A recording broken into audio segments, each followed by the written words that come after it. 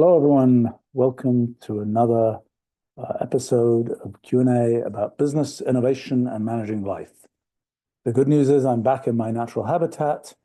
The bad news is I got sick and I'm just recovering and not, I think, completely at my usual perkiness level, but we'll see. It's possibly a consequence of returning from spending a month or so in Arizona, where it's nice and warm and I can walk outside every day, to Massachusetts, where there's lots of snow on the ground and it's too cold to walk outside, for me at least. In any case, let's see. We have all kinds of questions saved up here. Susie asks, what are the qualifications to be considered an expert in a specific field of science? Well, it's an interesting question. What's the qualifications to be an expert in anything?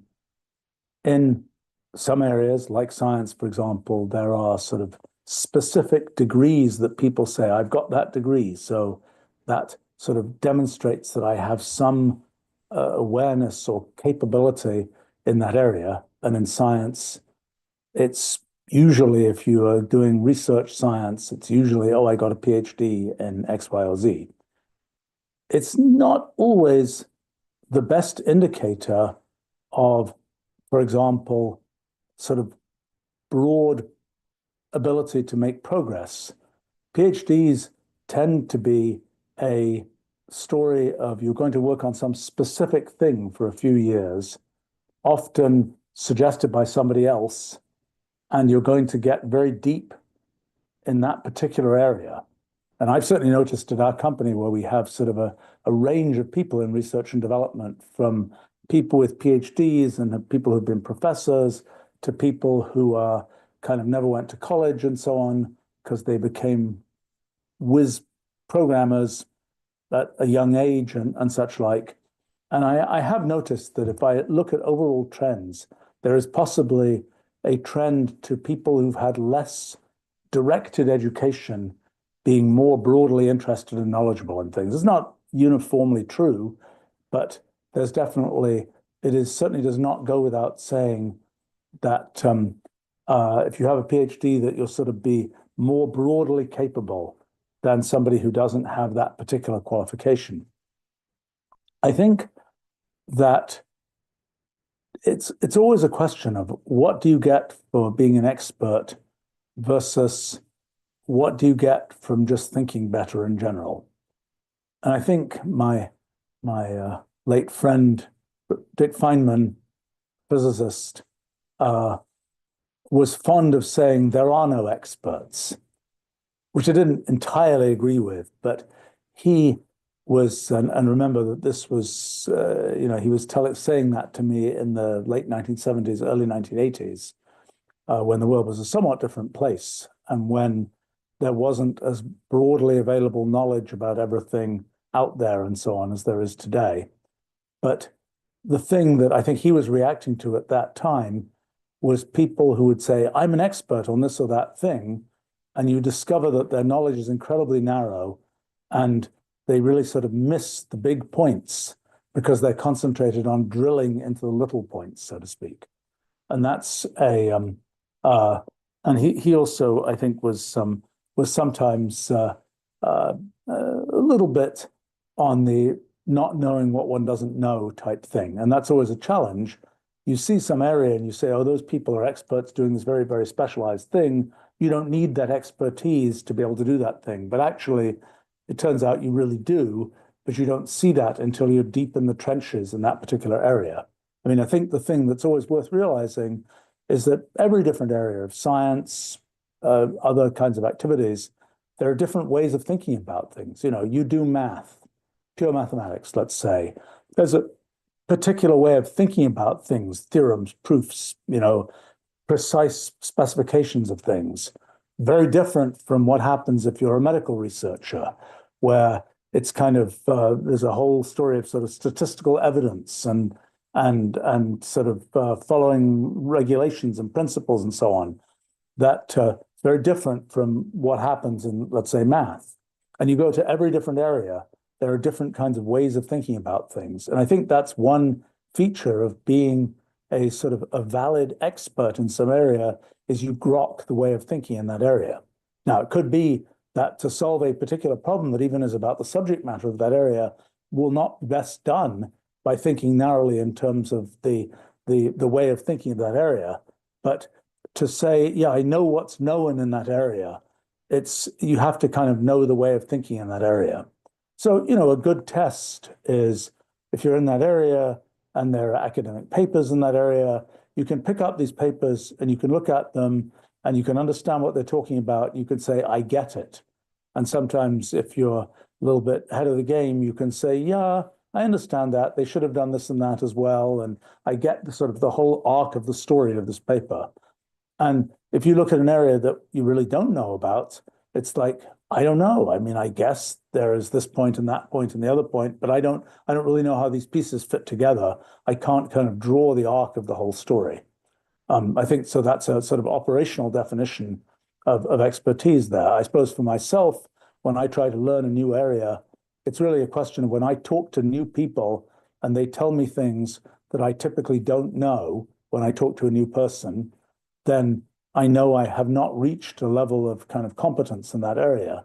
When the typical people I talk to tell me things where, yes, what they're telling me fits in here and there and the other place to things I already know, and maybe I already know the things they're telling me, then I feel like I have some competence or expertise in that area.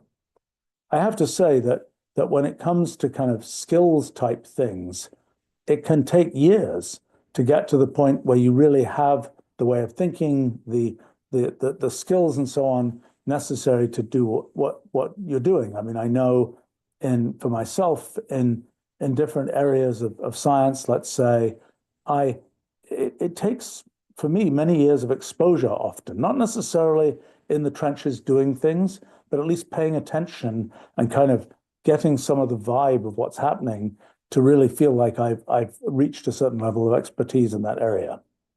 I suppose that I have a weird point of view.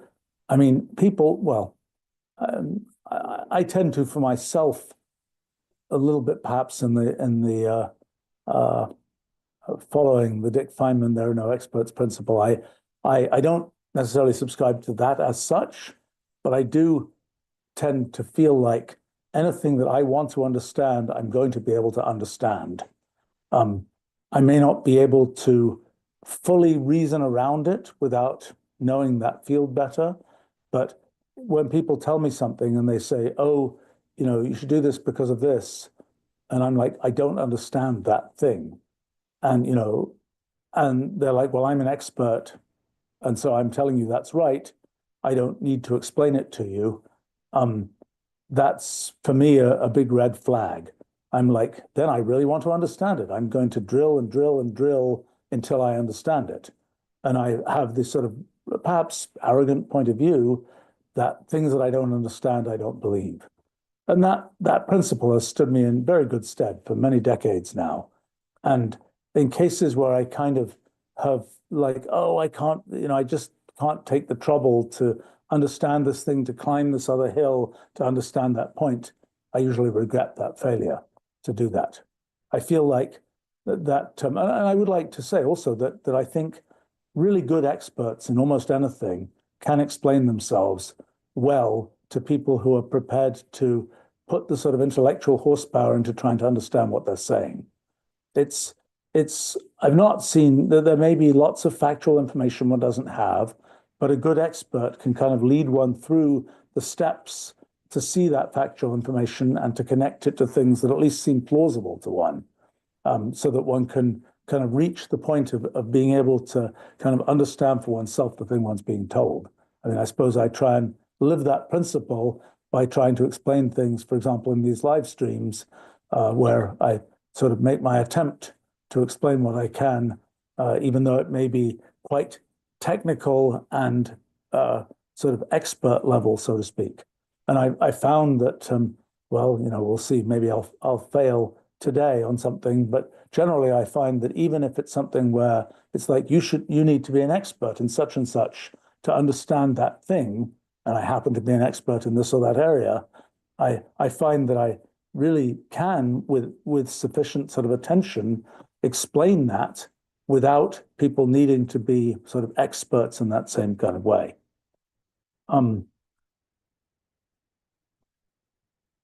So let's see other questions here. So I see one from Akip. What do you think was the hardest problem that you've solved? Oh boy.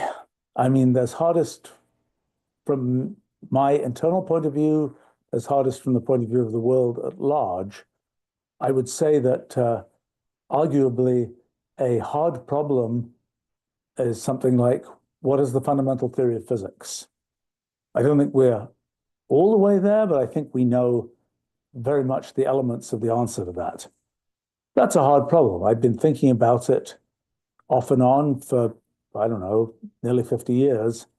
And finally, about 5 years ago, we made a lot of progress where I feel like we've kind of sort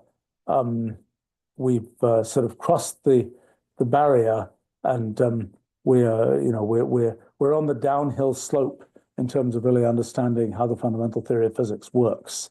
So that's a hard problem that, as I say, we're not all the I's are being dotted and T's crossed. That's not finished yet, but the big picture, I think, is there. I mean, there are many problems that I've worked on that I think many people would consider to be very difficult problems, whether it's in science or in technology, even perhaps in business. I have to say that from an internal point of view, I never view the thing that I'm working on as being that difficult. I think I'm always enough of an optimist and so on that I always think I can see the ray of light at the end, the out of the end of the tunnel, so to speak. And it's not that far away, I think. It's not that hard to get there. Sometimes it's not that hard to get there can take years, but I always feel like it's sort of easy. It's not something where I'm, and I rarely am in the situation where I say, I don't have any idea what the next step is. Now, maybe that's because as I think about projects, I have a sort of portfolio of projects I'm generally carrying with me that I'm thinking about. And I don't make a project active until I can see the steps, until I can see a few steps forward. So perhaps it's a sort of self-fulfilling prophecy that there aren't projects that I get into where I'm like, I don't know what to do next, because I wouldn't have made them active projects unless I knew something about what to do next. Now, in terms of just difficult projects, as in long projects, well, there are quite a few that I've done that have been quite long projects. I mean, the single largest project I've done is writing my book, A New Kind of Science, which took, most of the 1990s and a year beyond, took about, nearly, 10 and a bit years. And that was a very intense sort of singular project. I was doing it alongside CEOing a company. But I would say that that was my primary project during that decade. And that was a very intense project that felt like one of my big achievements was just to finish the project. I had kind of defined sort of a table of contents for the book, which was really in a sense a table of contents for, what I called the book, A New Kind of Science, for a direction in science. And I was sort of systematically working through that. Turned out that there was just so much more to discover. The whole thing took a decade. That's one example. There's also, for example, I got interested in it when I was 12 years old, a long time ago now, in how the second law of thermodynamics works. What's really behind the second law of thermodynamics? And I sort of thought I knew something about it back then, and that I couldn't really make my computer simulations work and so on. By the early 1980s, I thought I really had got the big picture of what was going on there. Many years later, I kind of filled in some pieces to that, which made it easier to explain and easier to fit in with other things. And so 50 years after I had first started thinking about the question of why is the second law of thermodynamics true, I finally was able to say, I think I really get it now. And I wrote a book about it at that time. And of course, in terms of difficulty of projects, the there are projects that just are infinite projects, like the development of the Wolfram language, computational language, which I started in its current form in 1986.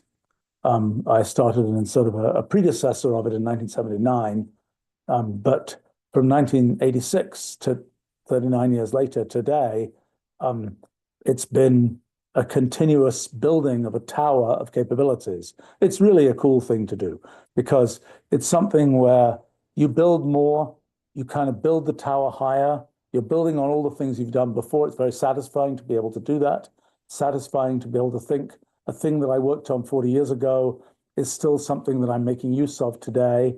It's still something that the things I'm doing today are building on. Also, as you build that tower higher, you realize, oh, this stuff that I kind of understood, now I can really see further, and there's a new thing I can do.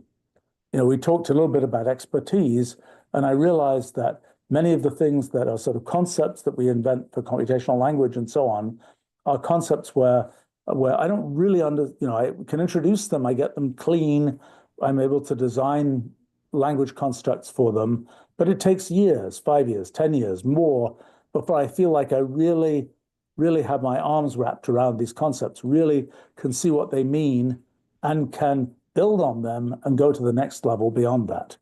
So it's the feature of our computational language efforts is that they're very satisfying on an ongoing basis, but they're also infinite. That tower can be built taller and taller and taller forever. I mean, it's kind of like the phenomenon of computational irreducibility that I talk about so much, that there's kind of no limit to the discoveries one can make. There's these sort of like computations of arbitrarily great length that one's using there. Let's see. Boy, it's a pretty specific question came in here from Taki. Does fractional calculus have meaningful applications, or should I abandon it after a PhD? Well, actually, there are several different meanings of fractional calculus. So when people say, I'm taking the first derivative of this function, so you've got a function and it's got a curve, and you plot the function. The first derivative means find the slope of that curve. The second derivative is the slope of the slope, or in terms of motion, it would be the slope is if you're plotting the position, the slope is the velocity, and the slope of the slope is the acceleration, and so on. So there was an idea from about 100 years ago or so of taking fractional derivatives as well, where you can say, well, what's the 2.5 derivative of this function? What's the 2.5 derivative of x squared, for example? And there's a meaningful way to specify that. There are actually several ways to specify it. There's several ways to make derivatives, fractional derivatives, that match for whole number derivatives, but happen to have somewhat different forms for some of the fractional cases. Actually, there's been sort of a rise in enthusiasm in fractional calculus in the last probably 20 years, because there are some problems in cases where you're sort of existing in a random environment and things, and you're asking sort of what equations do things satisfy in those environments, where they end up being fractional differential equations, where you're saying, the 2.5 derivative of this thing is equal to whatever, as opposed to, let's say, something like in Newton's laws, where you're saying, the second derivative of the position, the acceleration, is proportional to, let's say, force. This is the cases where you're saying the 2.5 derivative is this or that. It's a little confusing, and maybe I'm segueing here into too much science, but it's a little confusing because there are fractional versions of several things.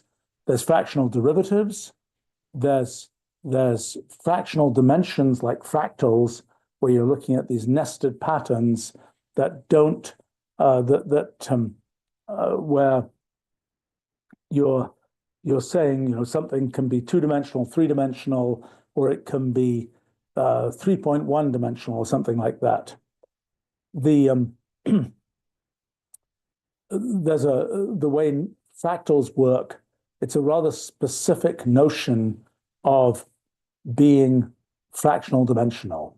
one sort of says, well, you can have something like, I don't know, a square that has a boundary that is one-dimensional, or one can have a sphere or cube that has a boundary that is two-dimensional. But what is the dimension of the boundary of a sort of an island like coast of Britain is one common case, or the surface of a cloud. And those are cases where you can sort of associate that with a fractional dimension. There's actually a different notion of that shows up in our physics project, where you're saying, I'm going to make space out of something discrete that is a limit of a set of just discrete points that have certain connections in some network. And the network is very big and there are a very large number of points. And at a large scale, it's as if it is like continuous space. But underneath, it's just a bunch of points if you went down far enough. And it turns out that those networks and graphs and so on can effectively behave as if they have a fractional number of dimensions, an arbitrary number of dimensions, 3.72 or whatever it is. And it's a very interesting problem to figure out sort of an analog of things like calculus and even geometry in a case where the dimensionality of space is not an integer in this sense. In the case of fractals, it's like the thing is always kind of living in an overarching space that's three-dimensional, but your actual object, like the cloud, has a fractional dimensional boundary, but it's still, the cloud is still here with us in what seems to be three-dimensional space. In our physics project, there's genuinely fractional dimensional space. And well, it's a really interesting area of math that is really quite undeveloped to try and see, completely undeveloped. I mean, we're trying to really do the first steps in it to try to understand what is calculus like when it's kind of fractional dimensional calculus. It's different from fractional calculus of the kind I think you're probably referring to with fractional derivatives. Maybe there's a connection. I failed to find it. So I think that what we're calling infracalculus has really a lot of legs. It's the kind of what has come up as a formalism and a methodology in our physics project seems to have applications all over the place. And I think that's going to be a really interesting area in the next, I don't know, 100 years of mathematics. It's just getting started right now. Don't really know the relationship to fractional calculus as it is been practiced for the last 100 years, though I've tried to figure it out. I'm not sure there really is one. I think they're just sort of different branches of ideas. But so there's something at least close to fractional calculus that I think is a pretty good run for the next, I would say, 100 years of mathematics.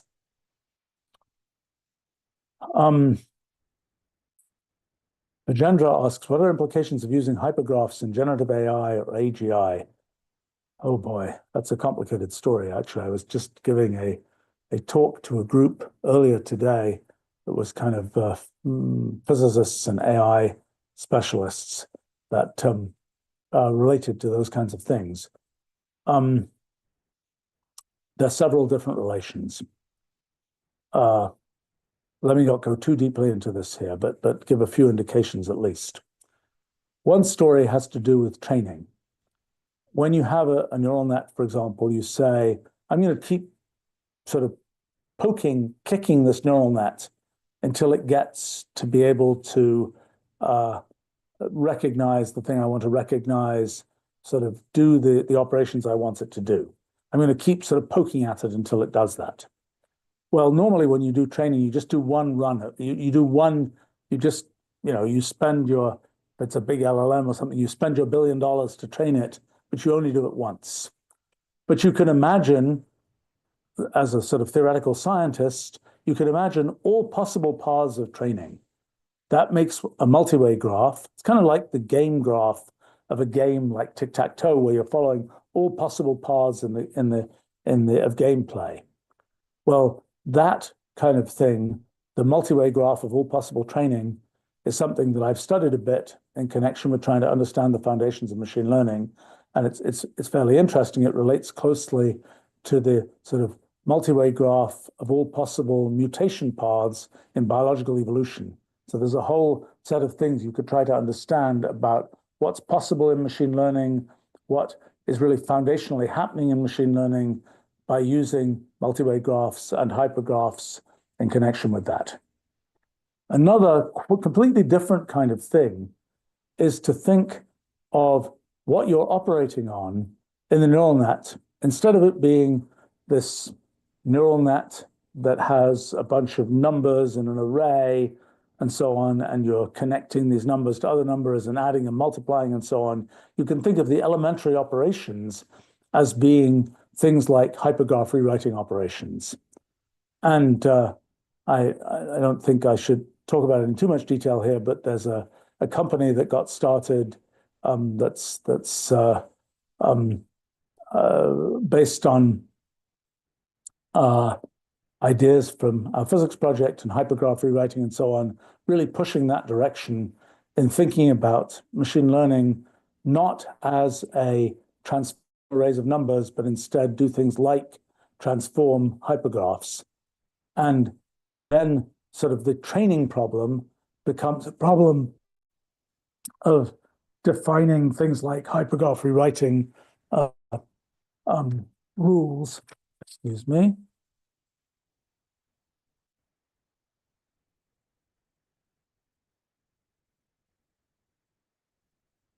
And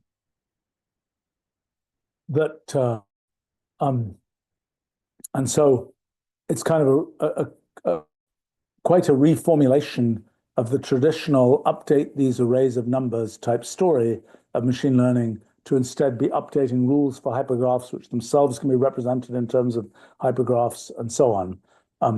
But that's a thing we're still, I think, some years away from really seeing that come to fruition. But it's a very different approach that's a much more symbolic kind of approach to what you're updating in machine learning. Not yet clear how that's going to play out. But I think it's a very the notion that one would use an array of numbers to kind of represent things that are going on in a kind of AI or mind-like system is pretty arbitrary. It may be convenient, it may be even physiologically relevant for brains, but I don't think it's necessary for the way that one can think about formalizing things. So I think there's a bunch of interesting possibilities, which, among other things, make a closer merger between the kind of the neural type approach and the kind of symbolic computational language precise approach. Anyway, it's a complicated subject, but that's just a few indications.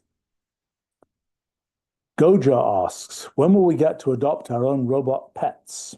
They say, I'm allergic and would love a dog. Well, there's a long history of this. I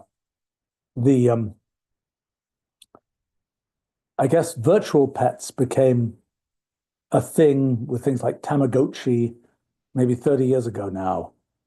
Feed your virtual pet. There were little devices back in the day. I'm sure those exist in the analog of computer games and in mobile games and so on nowadays. In terms of the physical sort of pet to have, there were a series of kind of toys at Christmas from the Furbies and the Pleos and so on that were all kind of little robotic toys. Actually, there's a hugely long history of robotic toys that stretches back, I think, to the 1600s. I mean, the idea of automata, really, many of those were essentially toy or diorama-like constructs. And you see them from the clockmakers, so to speak, from the 1700s and so on. There were these elaborate clockwork things.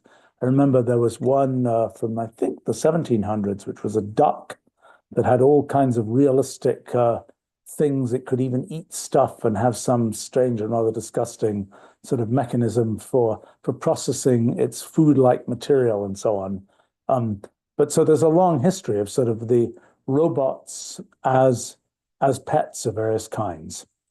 In more modern times, well, there was like the Sony Aibo dog that was from the 90s, I think. A little bit etched in my mind because from a very crazy thing that happened in our Japanese company, we somehow ended up with an orphaned Aibo robotic dog. Not quite sure what happened to it actually, but it was orphaned in the office through some things that happened. Uh, but in any case, the um, that was that's something where you're kind of getting more and more realistic kind of um,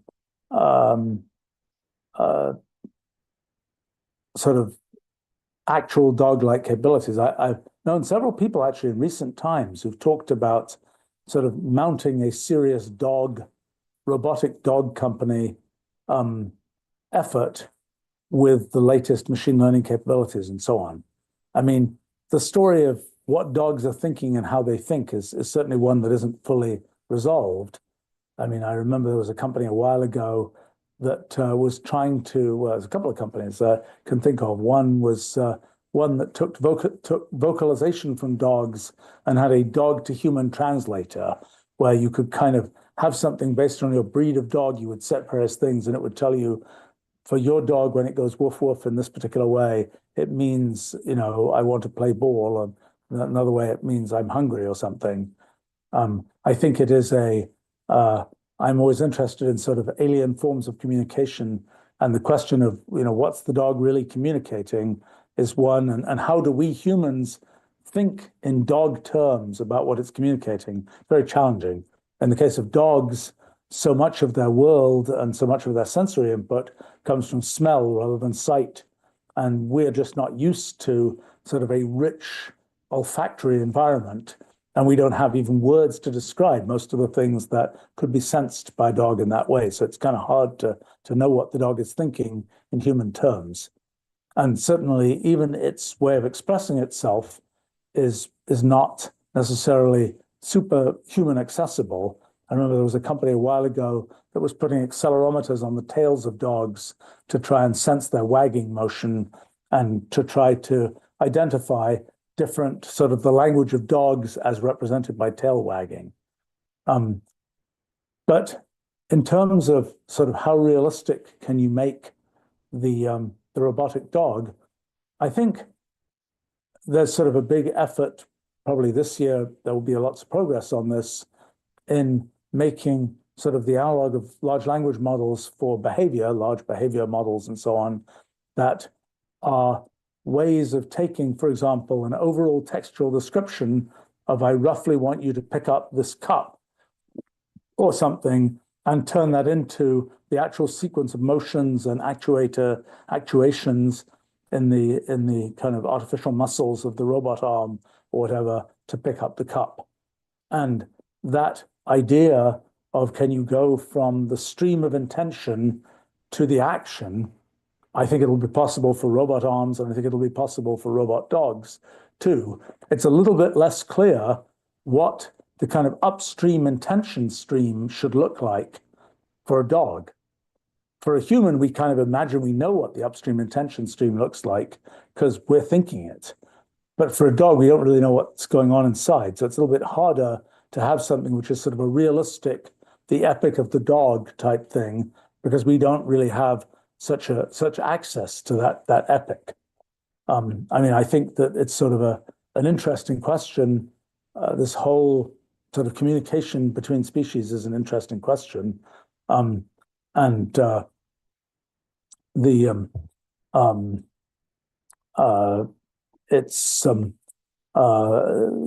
that's the kind of thing to have kind of a long-term sort of pet-like behavior of the robot dog is going to need some kind of sort of arc of the life of the robot dog, I think.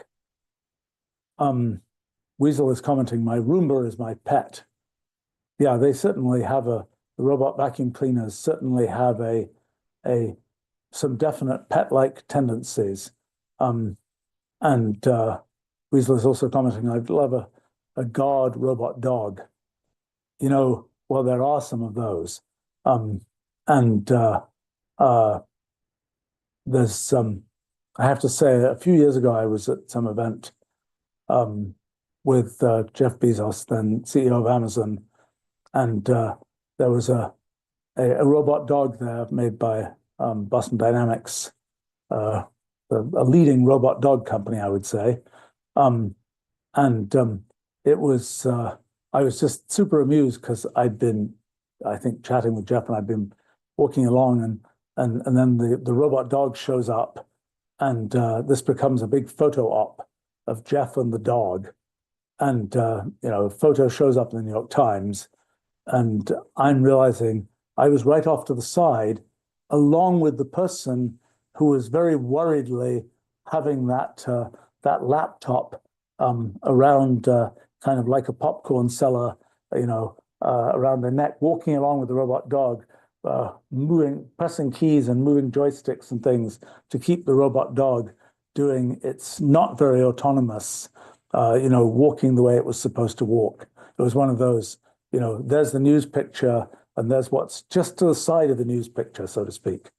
I have to say that was a moment when I kind of got the idea of, well, you can type on a laptop wearing a kind of popcorn seller's outfit. And I adopted that for a little while myself as a way to kind of work while walking type thing on one's laptop. But those are, I think, it's a funny question. Are robotic dogs more, how does one feel about those relative to humanoid robots? Which seems more natural, which seems more kind of uncanny? To tell you a story about the Sony Aibo robot dog, I remember talking to the person who created that, who was telling me, making a quadruped walk with four legs is pretty hard. It's a pretty difficult problem in kind of robot control. One of the tests for walking robots is always look at the knees and ask the question, are the knees locked? Are they ever, if it's a humanoid robot, for example, is the robot ever standing absolutely straight with its knees locked in the straight up position? Because it turns out the equations of motion have a singularity in that case. And oftentimes the inverse kinematics, the way to basically say, I want you to move to this orientation, and then you work out what forces you need to put on the actuators to make that happen. That's much easier to solve if you never get into that locked singular position. So there's a tremendous tendency for walking robots to never get to the point where the knees are really straight. But anyway, for the robot dog, it was already a hard problem, but they thought it's a much easier problem if the thing has 6 legs. There are just a lot fewer kind of weird cases where, two legs are off the ground and the thing might tip over and so on. 6 legs becomes much easier. The problem was, as a consumer marketing project, having a 6-legged pet object is usually not seen as such a great idea. It's like not as many people keep pet cockroaches as keep pet dogs. And so I think it was nixed at the kind of marketing level to have a 6-legged sort of robot pet. And so the harder problem of 4 legs had to be solved for that.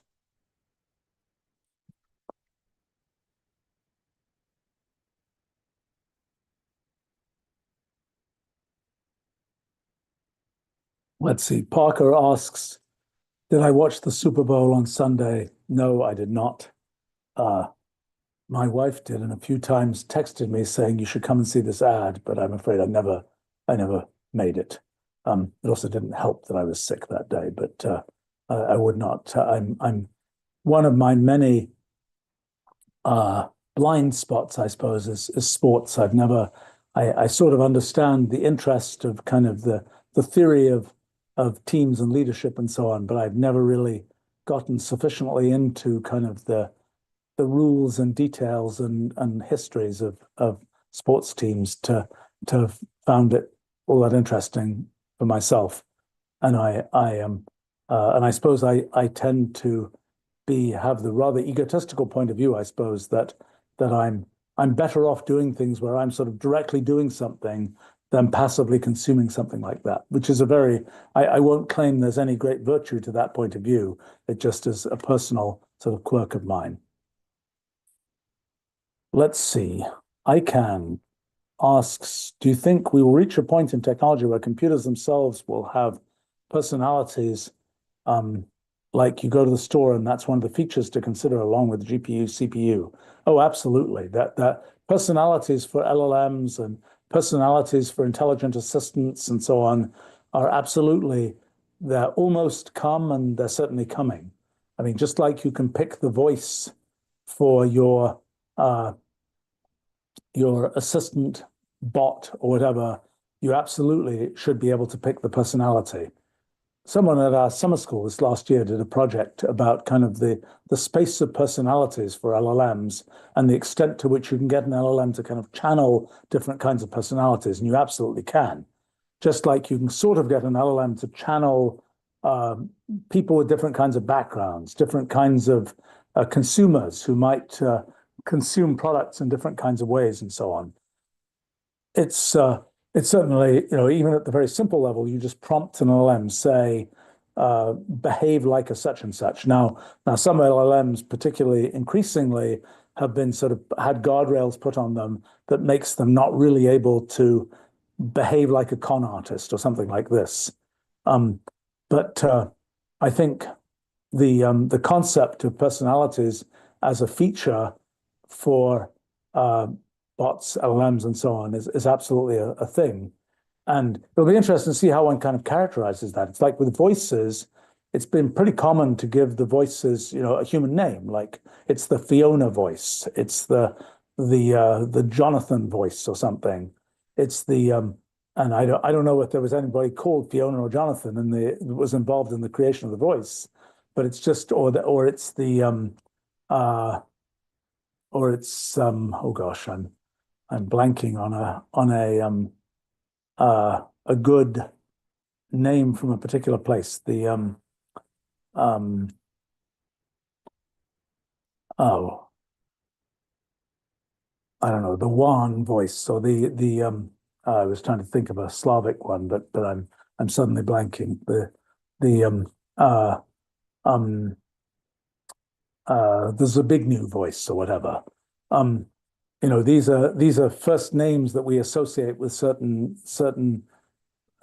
languages, and that seems to be a convenient way to refer to the voice is by one of those first names. And sometimes it's, oh yes, it's an Australian male voice or something. And I think with personalities for LLMs, it'll be interesting to see how those get referred to.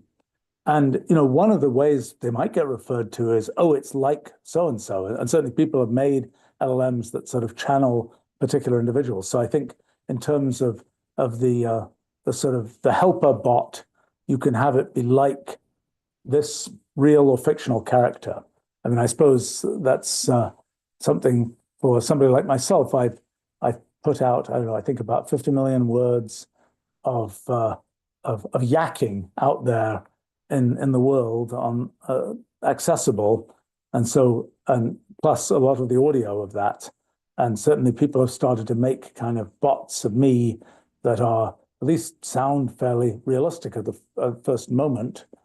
And whether those bots of me end up capturing the me personality for better or worse, I would expect that they would. And there's the kind of the me way of approaching something and the me personality and the very different person's personality. And yes, those are things to expect. And as I say, I'm kind of guessing as I'm talking to you here that the way that sort of personality selection will end up tending to be done is make my bot like so and so, so to speak. Let's see. Josie asks, have you ever thought about the interaction of math and sports, how that can be applied? And Cosmic comments, there's great nerdy data in sports. I'm aware of those things. In Wolfram Alpha, we have a bunch of data like that. We've even been involved, our technology, Wolfram language, gets used a bunch in sports analytics. And people have certainly told me about things one can do there, and sort of the analogies to quant finance and all those kinds of things. And it's like, yeah, that's kind of interesting, but I've always had other fishes to fry, and I feel like I don't understand sports well enough to really have have anything interesting to say about that. I have to say, when I was a kid, sort of being exposed to the you should play sports in school, I was pretty bad about not doing it, and having different excuses at different times, and learning things like, well, I grew up in England where cricket is a popular game, and I think cricket.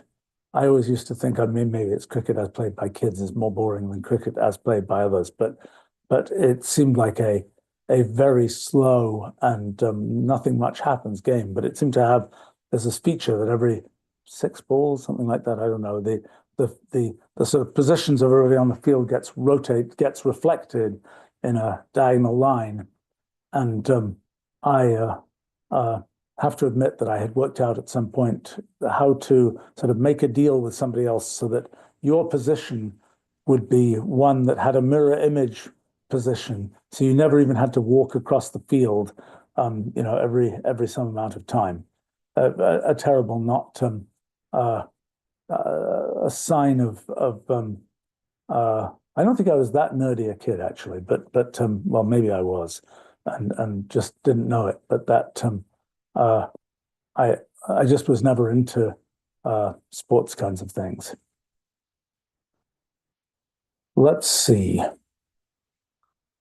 Seeing asks, do you think there's a danger of relying too much on technology?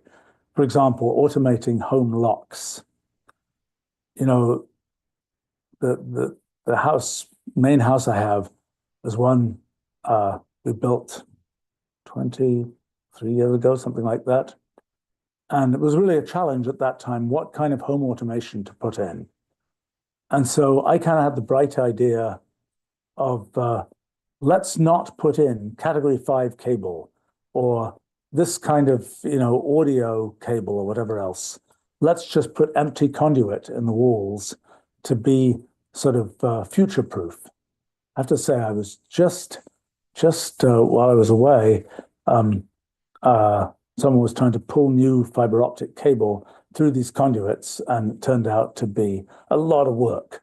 So it was, of course, it was possible because there was a conduit, an empty conduit, where one could pull those things through. But okay. So at that time was the sort of question of what home automation should one put in. So I was like, let's put in the maximum one can, lighting controls, access control, all these kinds of things. I have to say, much of that, like for example, for lights, in many cases, I'm just much happier with an on-off switch than I am with some elaborate array of buttons. I mean, I admit that one of the less than wonderful UX ideas I had was the keypads, which have a limited number of buttons.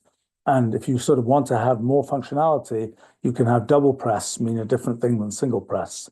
And so it's still the case that lots of lights are kind of switched off with a double press, double click. And that was a really bad idea. And a plain old light switch would have been a better idea. But I think, there's the question of what things are worth automating and what things should you just do them by hand. Sometimes what's worth automating changes as the quality of automation gets better. I mean, if it's something like when there isn't any motion in the room, switch the lights off. Okay, well, if that is not a very good set of heuristics, you're sitting there, reading a book or something, and suddenly the lights turn off because you didn't move enough.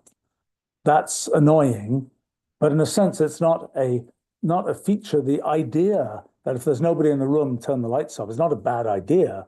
It's just if it isn't implemented well enough, it ends up being kind of a lose. So that's a case where sort of too much automation seems like a lose, though good automation would still be a win. Otherwise, when you walked out of the room and you've been gone for 15 minutes, well, why not switch the lights off? I think in the case of, I could tell many stories about sort of failed home automation and so on.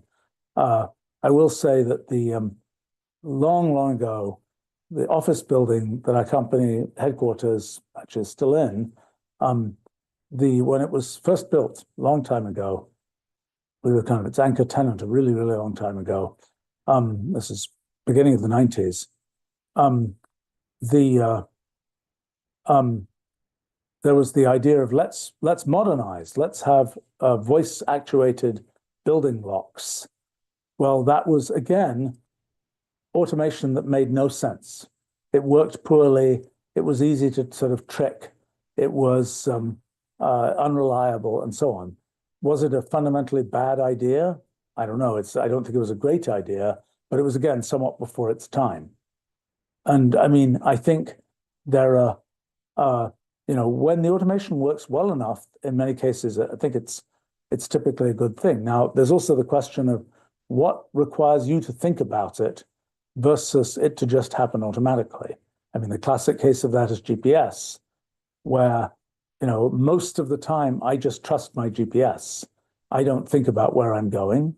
And, just occasionally something terrible will happen and I will have set the wrong destination because I was, there were two things called whatever around near a city and I got the wrong one or something. And I wind up finding that I'm somewhere that I really shouldn't be, which is sort of a human error thing, but it's a kind of, I used the automation too much. I wasn't paying any attention to where the roads were. I have to say, long ago, this is must have been beginning of the 2000s, I had an early GPS, and I was like, I'm just going to follow the GPS. I was with one or two of my kids, and we were driving around the Boston area, and I was like, I'm just going to follow the GPS. And they're like, this is going to fail. And at some point, the GPS drove me out onto a pier in Boston Harbor. And my children were like, yep, this failed. Because there we were with the GPS basically saying, turn right or whatever. And we would have been in Boston Harbor if we'd followed that. So that was sort of a case of a little bit of human attention to what was going on would have been a good thing. But in modern times, I doubt a GPS would do that.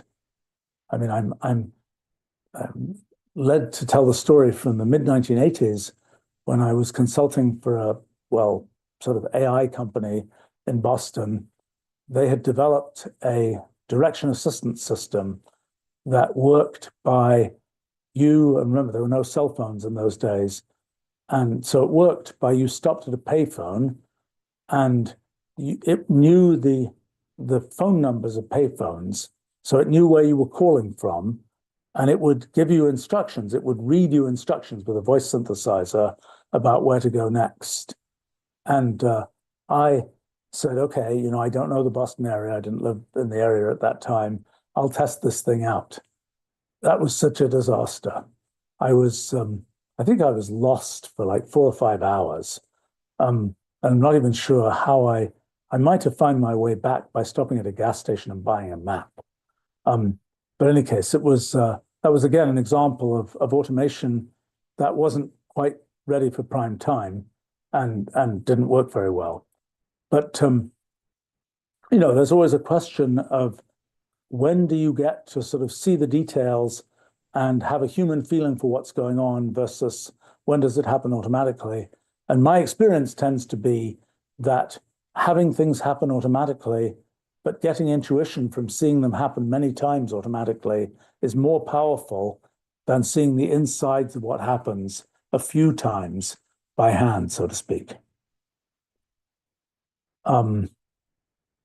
There's a comment here from Lolly saying there were AI companies in the 1980s. Absolutely. AI has gone through many ups and downs. I mean, I was before my time in the 1960s. There was a big burst of interest in the US government and other places about autonomous robots, automated translation, automated vision systems. And there were sort of early things that started to work at that time. Also, optical character recognition was a thing coming in at that time. So there was a sort of first burst, I would say, in the early to late 1950s to maybe mid 1960s. That kind of got squashed. Then there were actually two other bursts in the 1980s. One was a burst of neural net activity. and the other was a burst of expert systems activity. And the idea was you would make a rule-based expert system that would capture the knowledge of a particular domain. And the idea was you would have those people go in and talk to the expert geologists or whatever else and capture all that geology information that the experts have in an expert system. And then you don't need the geologist anymore. You can just use the rules that you got from the geologist and programmed into your expert system. It didn't work very well. It sort of turned into business rules engines a bit. I have to say, my first company that I started in 1980, I guess, which was originally called Computer Mathematics Corporation, but through essentially a merger with another company and investment money and all kinds of other twistings and turnings, eventually merged to become a company which I didn't name. It was called Inference Corporation. And I was just realizing, because I was thinking about this company just today, what a very modern name Inference Corporation would be today. But that was in 1981 or so. And the company had a logo that was an infers sign, an equal sign with an arrow at the end. And it was for a while, its headquarters were actually on the sort of main road coming out of Los Angeles International Airport, and you could and its building it had a terrible logo because the letters in its name Inference were kind of spaced progressively further apart, and it always looked to me as if some letters had kind of been put on the building and then fallen off. But in any case, yes, that was an AI company of the time, and actually it kind of, in addition to the SMP system, the symbolic manipulation program, kind of forerunner of Wolfram language, that was kind of its cash cow product. It also tried a lot to build expert systems, sort of an expert systems building shell, which was sadly never in any way merged with the technology of SMP. Probably, if it had been, it would have been something very interesting very early, but for reasons of sort of corporate organization or disorganization, that never happened. But the company ended up building a whole bunch of kind of rules-based systems, whether for sort of checking spacecraft for NASA or for doing credit assessments and for various credit card companies and credit score companies and so on. And I wasn't involved in those things, but those were early kind of rules-based AI kinds of activities. At the time, there were several companies that were sort of in this AI space. It didn't really do very well.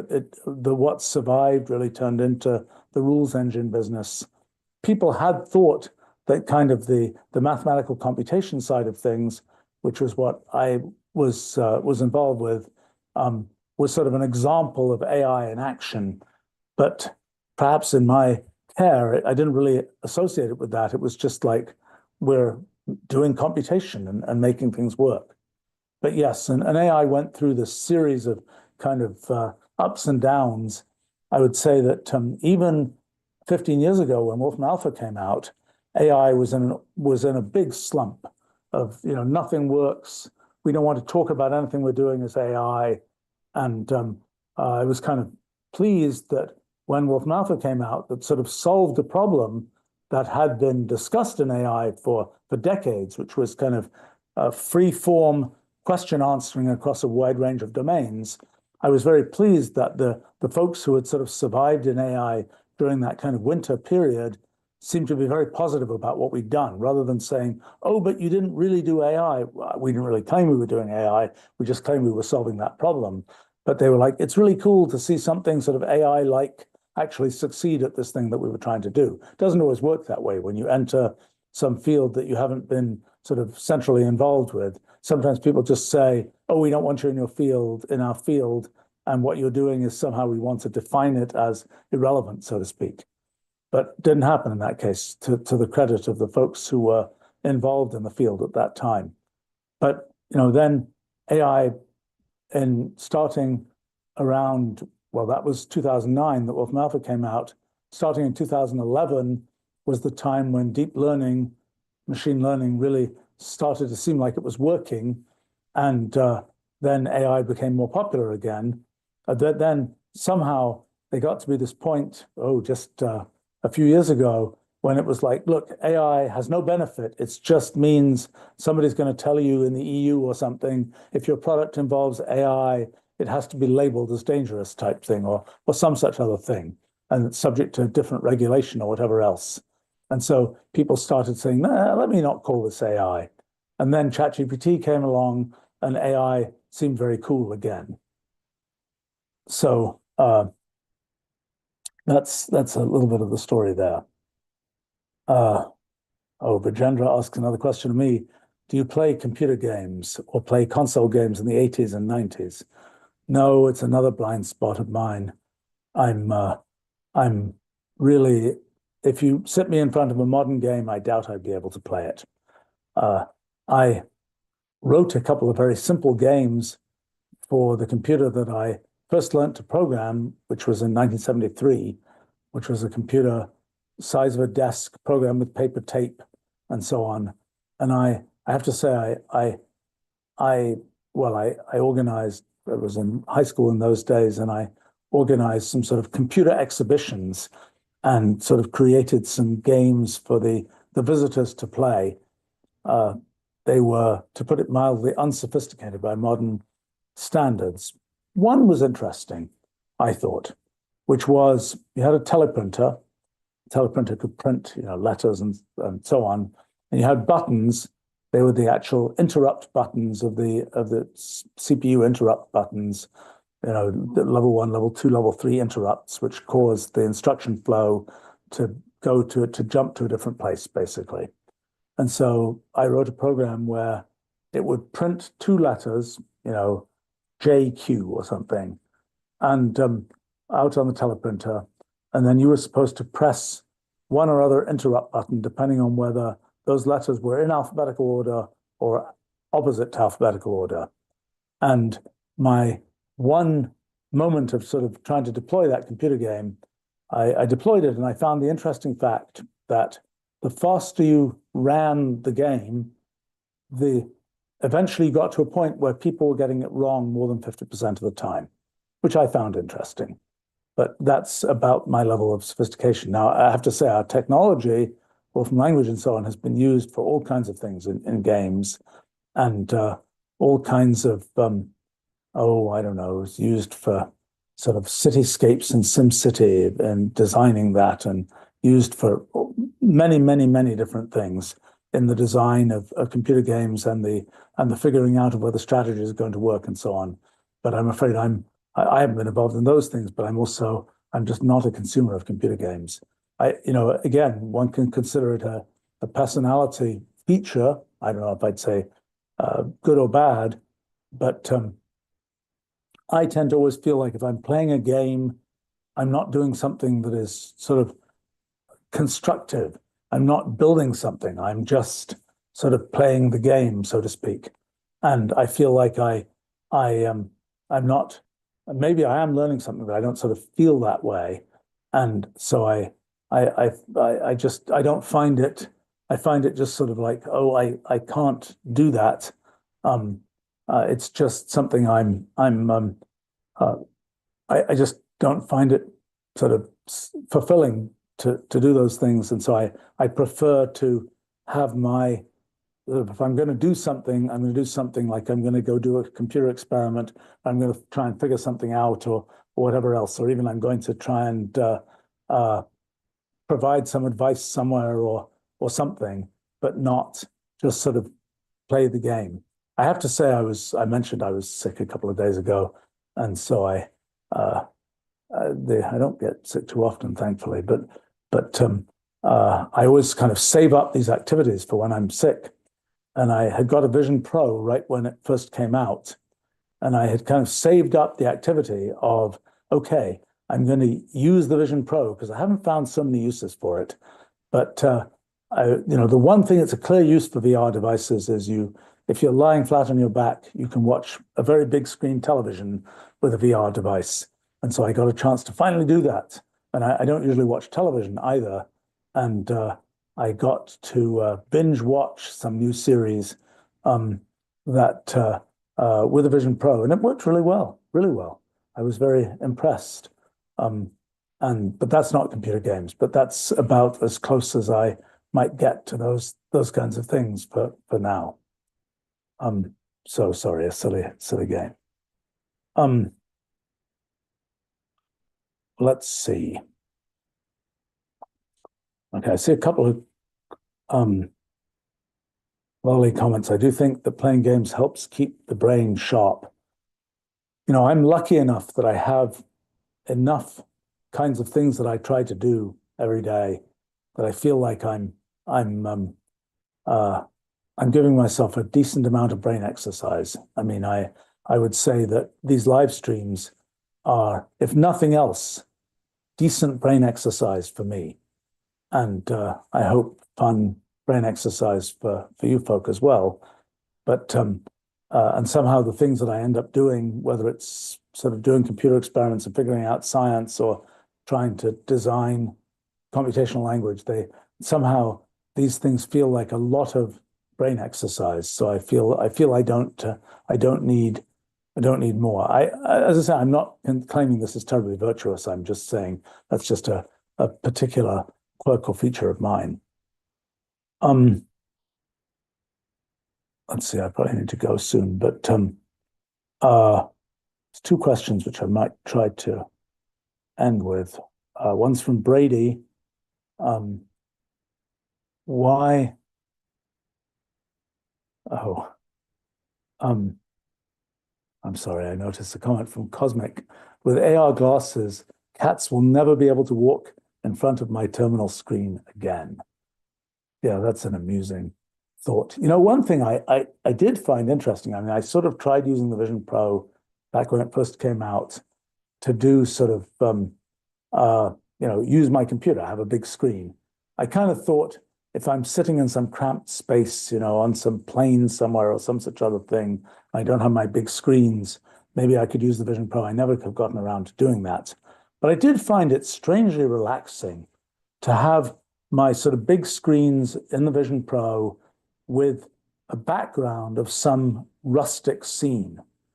I don't know why, but that felt, it felt relaxing to me, even though it was really at best peripheral vision that was seeing that. Now, I suppose in the way I have my personal setup and office configured, I have big screens, and I guess if I look around those big screens, I see out the window to a nice, rustic scene, so to speak. So I suppose it turns out you may be able to kind of get that same kind of effect in that virtual environment. I do wonder what all the different kinds of sort of environments that you can imagine putting yourself in if you're kind of doing, just using your computer in VR or AR for that matter, with virtual cats and who knows what else. It's an interesting thing to imagine. All right, talking of cats, Brady asks, why are we the only animals who can encapsulate ideas with words? My feeling is that probably kind of when there's a single word concept like eat, sit, fetch, that's something that the cat and dog level of animals can get to. The thing that's interesting with humans is we have this kind of compositional way of dealing with words, of building up sentences from collections of words and having this sort of infinity of meanings. And something I've been thinking about quite a bit recently is if you go from the cat and dog one word at a time story to the us sort of sentences made of words, and then you say, well, what if we had even bigger brains? Would we be able to come up with a way of expressing things that was beyond compositional language?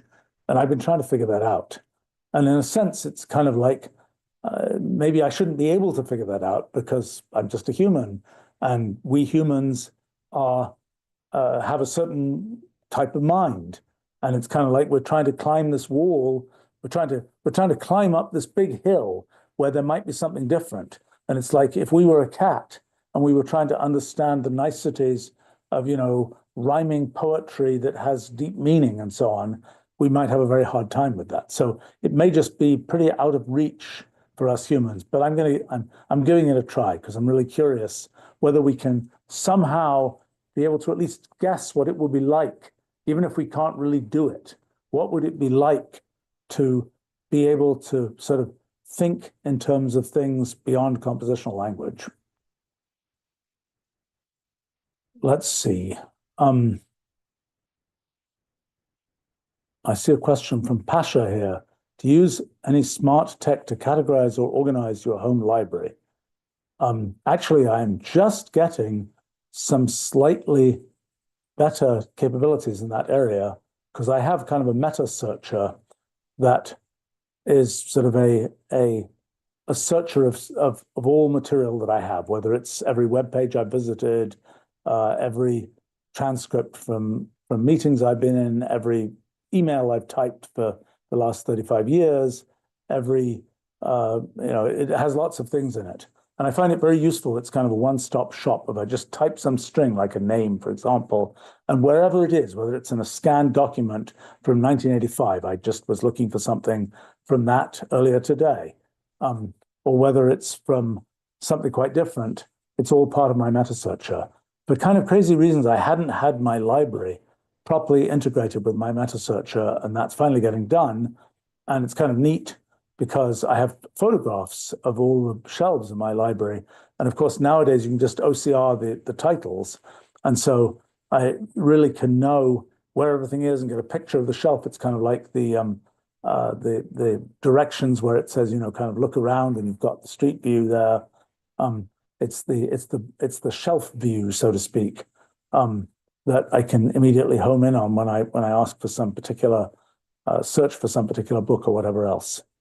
And I've also got kind of the local browsing information in that kind of meta searcher result.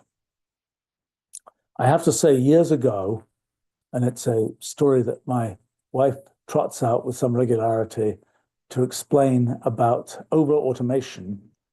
The story I might have told before on a live stream, but this was 1990. No, it must have been 2000, 2001. We were moving from one house to another, and I have, at that time, probably 5,000, 6,000 books.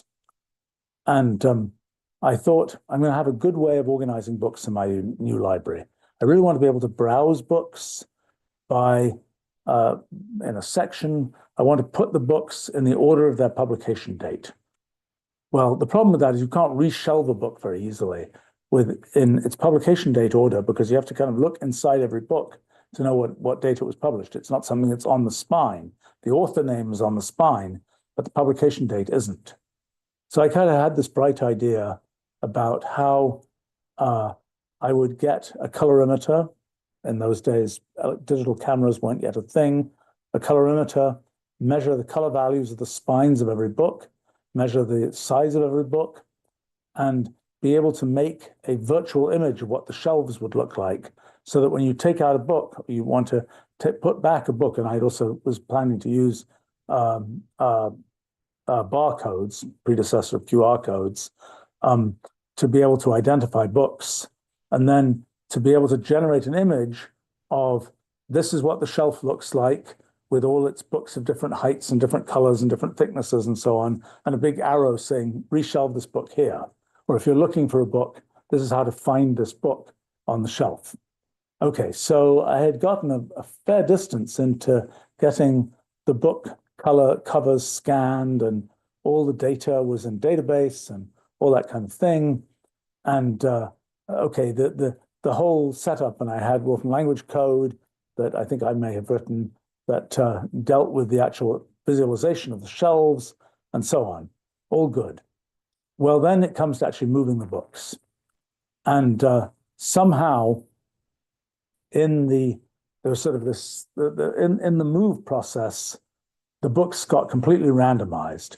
I think in a let's pack boxes in this box is not full of books. We can put more books into the box. Let's put them around the other books. Anyway, they come to the other end, and there's 6,000 books, basically completely randomized.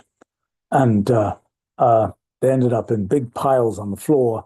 And it was a big adventure of many days to shelve them. And I gave up on the idea of this overly ornate shelving scheme, which frankly was one of those pieces of over engineering and over automation that should never have happened.